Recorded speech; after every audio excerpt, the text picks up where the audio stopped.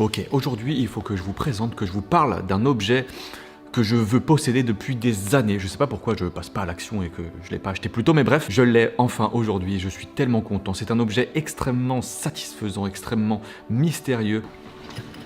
Le hang drum, magnifique. Et quand je parle d'ailleurs, ça fait du bruit. Ah, oh. On dirait un peu une espèce de carapace de tortue ninja, mais bref, c'est un instrument de musique extrêmement satisfaisant. On dirait un son qui provient du paradis. Voilà, alors évidemment je ne sais pas en jouer, mais écoutez-moi ça quand je tapote dessus, c'est juste le kiff ultime.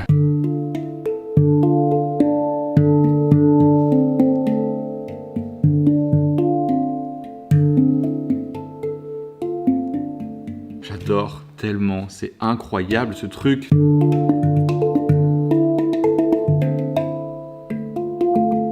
Bon évidemment je suis extrêmement nul, je ne sais pas en jouer, mais c'est pas grave, je vais apprendre. Tu tapes pas très fort, hein. De toute façon je vais vous expliquer comment cette chose fonctionne pour produire un son aussi divin.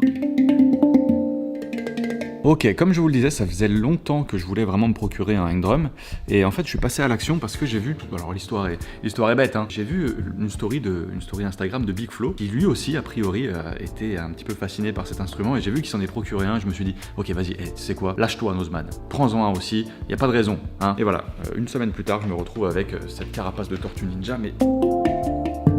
Maintenant, on va voir un petit peu comment ça fonctionne ce truc, parce que c'est vraiment très très bizarre. Donc de base, je sais pas si vous avez déjà vu ou entendu de cet instrument, parce que c'est quand même un petit peu rare, etc. Voilà, on n'en voit pas partout. La création de ce dernier remonte pas à si longtemps que ça. Ça a été mis au point en 2000 par deux Autrichiens, Félix Rauner et Sabrina Scharer. Alors je le prononce évidemment sûrement mal, c'est sûr, désolé. Cet instrument un petit peu moderne est en fait inspiré de deux instruments un peu plus anciens. Le steel drum ou steel pan, vous avez déjà forcément entendu. Ça donne un son plutôt cool qui fait un petit peu penser aux plages, cocotiers, etc. Tu vois. Et rien d'étonnant à ça parce qu'il est originaire de Trinité et Tobago, aux Caraïbes. La deuxième inspiration, c'est le gatam. Un instrument de musique traditionnel indien qui ressemble en fait, si vous voulez, à un pot. L'idée du hang drum est venue lorsque un ami des créateurs leur a suggéré en fait d'avoir un genre de gatam donc, mais avec des notes, et que ce serait quand même vachement bien du coup. L'idée c'était donc de prendre un instrument comme le steel pan, qui signifie littéralement quand même poil en acier en anglais, et d'en faire une version pouvant se jouer à la main, sans baguette, et avec des espèces de touches produisant des notes bien définies. D'où le handpan du coup, qui signifie poil à main. Et qui est suffisamment, comme vous pouvez le voir, à peine je le touche, qui est suffisamment donc sensible pour pouvoir produire des sons en le touchant à peine. Et c'est pour ça que je disais tout à l'heure, à peine je parle proche du handpan, et ça fait des sons en fait. Oh! C'est très sensible.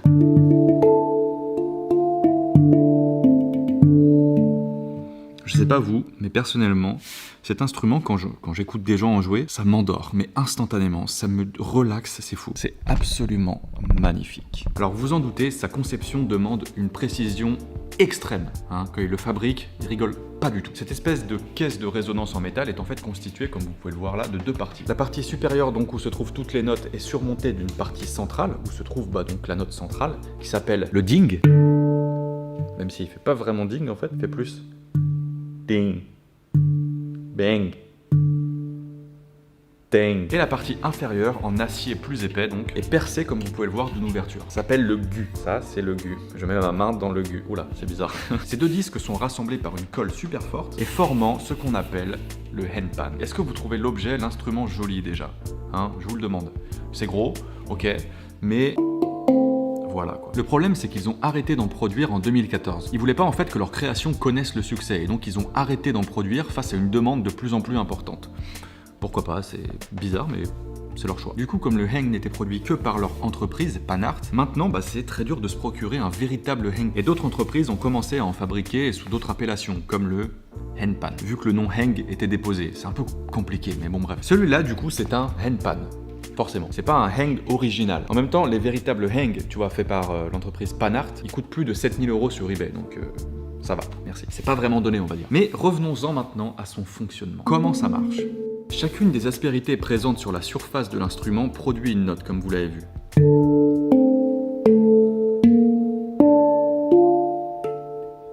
Plus celui-ci est large et plus la note sera grave. C'est pour ça que la note centrale, c'est la plus grave. Parce que c'est le trou le plus large. Chacune des notes possède ce qu'on appelle, si vous voulez, une fréquence fondamentale. Pour faire simple, elle correspond à la plus grande longueur d'onde possible émise, et donc à la fréquence la plus basse, c'est-à-dire la plus grave. Mais il est possible de produire plusieurs sons différents à partir de ces notes, et même d'une même note en fait. En fonction d'où on vient précisément frapper, si vous voulez, dans la partie aplatie, autour de chaque creux, on peut trouver différentes harmoniques. Et clairement, le son au centre n'est pas du tout le même que le son ici. Le son au centre est beaucoup plus grave que sur les côtés. Et c'est ça en fait qui fait la beauté des notes, c'est que c'est quasiment que des harmoniques, et c'est des trucs qui sont vachement doux, vachement agréables à entendre. Et c'est là la conception, c'est là où c'est intéressant, c'est ouf. Donc on peut trouver différentes harmoniques, l'octave et la quinte la plupart du temps. Alors je vous préviens, je vais pas rentrer dans les détails et vous faire un cours entier sur l'acoustique, non. Il faut simplement savoir que beaucoup de calculs entrent dans la conception des handpan, et que leur forme et le placement des notes et des harmoniques est un travail qui demande énormément de précision pendant la fabrication. Chaque handpan ne possède qu'une seule gamme, d'où l'énorme variété des modèles. Si vous en procurez un, il faut écouter un petit peu les vidéos, des références des instruments pour voir s'il vous plaît. Mais alors, en termes de physique finalement, qu'est-ce qui vient se passer réellement lorsque je viens taper sur les notes? Évidemment, comme pour l'instrument, le waterphone, je sais pas si vous vous en souvenez, c'était incroyable ce truc aussi. Il s'agit d'une caisse de résonance au sein de laquelle les vibrations produisent différents sons. Le phénomène de résonance de l'air au sein d'une cavité est également appelé résonance de Helmholtz. Ce nom provient d'un dispositif imaginé par le scientifique prussien Hermann von Helmholtz en 1850, le résonateur de Helmholtz, qui sert à déterminer la hauteur des différents sons. Un exemple couramment cité dans le cas de la résonance de Helmholtz, c'est tout simplement le goulot d'une bouteille dans lequel on souffle. Quand ça fait ça, là. Tu vois?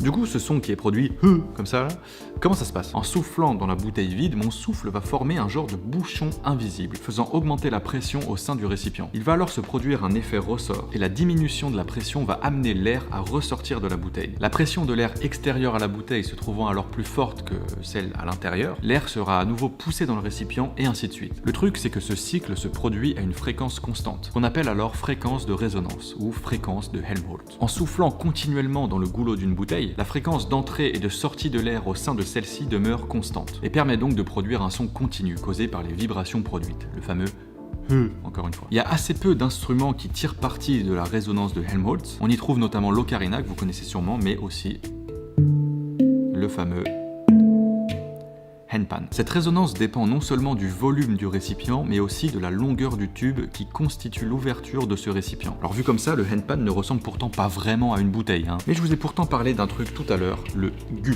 Cette petite ouverture à la base du handpan. Les vibrations causent des variations de pression au sein de l'instrument, comme notre souffle dans le goulot de la bouteille. Les mouvements de l'air au niveau du gu, c'est bizarre, permettent alors d'obtenir un phénomène de résonance très particulier, donc encore une fois, la résonance, la fameuse résonance de Helmholtz. Et voilà, c'est ouf. Il y a vraiment beaucoup de physique dans cet instrument, dans cet objet, c'est aussi un petit peu un objet scientifique finalement. Comme quoi, il en cachait des secrets, ce handpan. Il est magnifique. Je vais essayer de m'entraîner un peu.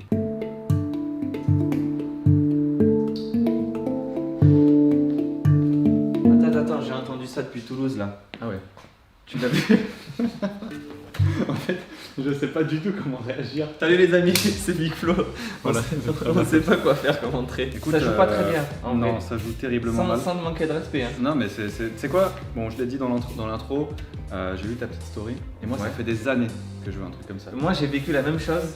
Ça fait des années que je le vois. J'ai passé le cap de me l'acheter enfin. Tu veux une chaise? C'est mieux de le jouer accroupi, même si ça fait un peu spirit machin. Non, mais je comprends. Ça se joue plutôt accroupi. Quoi. Donc là, on se met accroupi? Cet instrument, au-delà de la musique, il est aussi beaucoup utilisé pour la méditation. Méditation, carrément. Il y en a en fait, tu vois, ils jouent et à côté les mecs ils dorment et tout, parce que vraiment, tu vas voir quand je vais commencer à.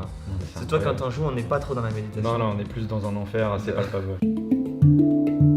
Parce que tu veux tout toucher à la fois. Exactement, je sais pas où aller, je connais pas les rythmes. Alors il faut savoir que chacun des hang drums a une gamme différente. Je sais pas si tu l'as expliqué avant. Si, tu me l'avais dit en plus. Ouais, voilà. Toujours, quelle que soit la gamme, t'as la basse qui est ici. T'as remarqué? C'est la plus grave. L'avantage de cet instrument, c'est que tu peux jouer n'importe quoi, ça sonnera globalement bien. Regarde, si je joue ces trois là en même temps, je sais même pas ce que je vais jouer. Ça sonne bien. Si je joue ça. Et pourquoi 3 notes? Ça fait un accord, mais tu peux en jouer que 2, ou tu peux en jouer tout seul. Ce qui est bien, si vous n'avez pas le rythme, c'est. Ok, tu vois, tu gardes la basse. Et tu rajoutes un truc? En fait, ça, c'est le bourdon, ça s'appelle. C'est un truc qui est en fond. et qui va t'amener à. C'est là où tu commences. Tu vois, regarde, regardez, ses yeux sont déjà un peu en train de se fermer. Il y est C'est déjà. vrai que là je suis ailleurs un peu. Et après, tu. Bonheur.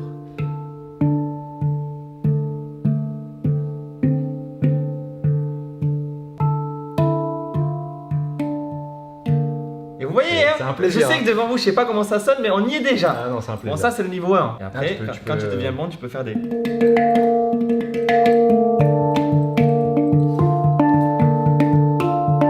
Ah oui, d'accord. Très très chaud. Je pense que les gens vont acheter en fait. Ah, bien sûr, c'est sûr. Il y a une manière selon comment tu le touches. Il y a D'ailleurs, vraiment juste plusieurs, ouais. en termes de germes, on est bien là-dessus. Ah oui, là par contre, c'est vrai que vous avez pas vu, on coupe, Oui, à chaque mais on fois, le désinfecte entre. coupe. Ouais, ouais, à ouais. chaque fois. En fait, tu peux repérer du coup une suite de notes. Imaginons ça, ton da do da da, et t'en fais une mélodie. Ah oui, d'accord. Non, mais ça, j'arriverai jamais. En fait, tu retiens. Tu Ouais, vois. mais toi, t'es Un- musicien en fait. Oui, c'est sûr, c'est sûr. Non, mais la base, regarde, T'es très chaud. Hein. ça tu tiens ça. Ouais, ça, Je j'ai suis pas compris. très chaud. Le gars qui se la fait.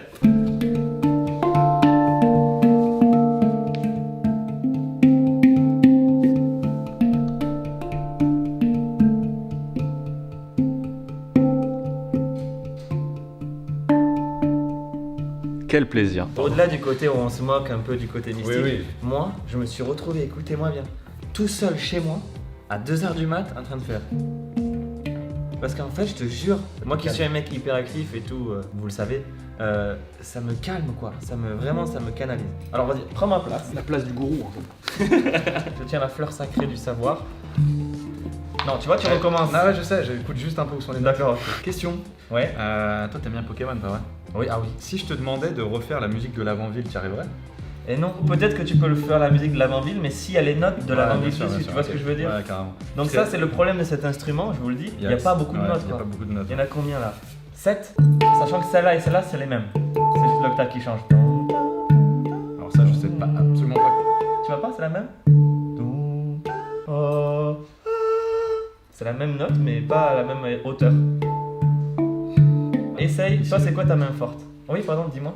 J'aime bien le son au milieu là, c'est tout. Le problème avec lui, c'est que dès qu'il dit un truc, t'as l'impression qu'il va te donner une info, mais parfois non. C'est gaucher. Donc, prends la gauche Ouais. et tu tapes doucement, doucement. Laisse-toi aller. Faut que ce Moins soit vite. onctueux. Moins vite. Voilà. Et en même temps, voilà, là tu y es. Tu vois que c'est mieux déjà que ce que tu faisais tout à l'heure.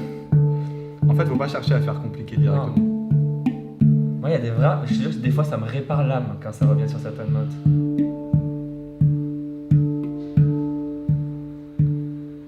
Eh, en vrai, c'est mieux ou pas que ce que tu faisais en début de vidéo? Sans deck, sans deck. C'est beaucoup mieux. Et essaye maintenant, alors un truc dur, tu prends ces deux doigts comme ça. Regardez, regardez, regardez le génie! Un truc très important par contre, c'est que. Tu vois? Ouais, faut pas rester. Non, il faut surtout pas rester. Si tu restes, c'est sec. Mais c'est pas mal ce que tu fais. Mais c'est bien.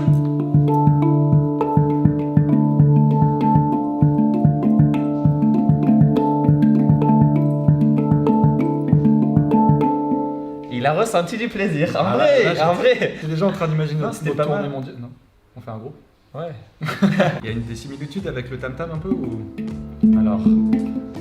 J'adore tout ce que tu dis. C'est nul. Ah, un poil à côté de la plaque. Ah ouais, ça n'a rien à voir. Parce que le tam-tam, c'est la manière un peu vulgaire dont on parle des tambours, mais la vraie définition du tam-tam, c'est une espèce de gong chinois que Ah vous ouais. allez voir de suite. Génial. Ne dites plus jamais tam-tam C'est toi d'ailleurs. qui vulgarise là, c'est parfait. Je te propose de t'en faire un petit peu pour Vas-y, ouais, finir la carrément. vidéo si tu veux. Tu- Vous avez vu? T'as vu ce que tu viens de faire? Non. Comme si tu te réveillais, t'étais là et d'un coup je t'ai dit vas-y je t'en fais, t'as fait carrément. Mec, cet instrument il est magique. Qui possède. Il possède les âmes.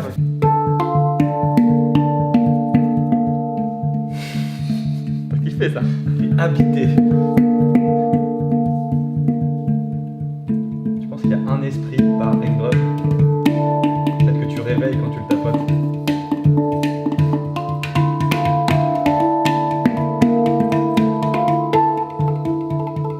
Ah ouais.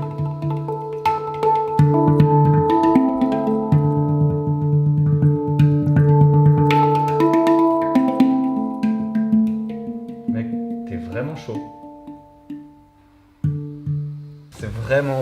stylé. Ça... En fait, j'ai le même feeling quand je t'écoute, sauf que là, c'est en vrai, c'est encore mieux. Ouais. Que quand je regardais justement les vidéos qui me donnaient envie, tu vois, d'en avoir. Elles sont folles les vidéos. Ouais, c'est incroyable. Ça te met dans une vibration chelou quoi. Et je parle, d'habitude je suis pas aussi mystique que ça les amis, c'est cet instrument qui me... Au-delà de l'histoire de on se moque, machin, Diabolo, etc. Il y a un truc, non mais c'est vrai, tu vois ce que je veux dire, il y a un côté où ouais, ça fait les babos, mais en vrai, quand tu joues de cet instrument, quelle que soit la personne, il y a un côté magnétique. Je l'aurais eu pendant le confinement, tout ça, ça m'aurait un peu changé la vie. Je pense que tu serais devenu un monstre. Tu penses que je pourrais être meilleur que ça? Bien sûr, mais ça veut pas dire que t'es mauvais. Ok, attends, tu vas voir si je peux être meilleur que ça. J'ai absolument prouvé. Par contre, c'est pas pratique à amener en soirée quoi. Imaginons que tu vas aller en soirée. S'il vous plaît, prenez des captures de ce moment et faites des montages. On dirait vraiment une tortue. On dirait pas Florizard un peu? Allez, ça sera ma vanne de fin. Écoute, merci d'être passé en tout cas. Je sais pas comment t'as eu l'adresse par contre, mais merci. On se dit au revoir de loin. Vraiment, on a fait toute la vidéo accroupi comme ça? Ouais. Salut tout le monde. Merci. Au revoir. C'est très bien.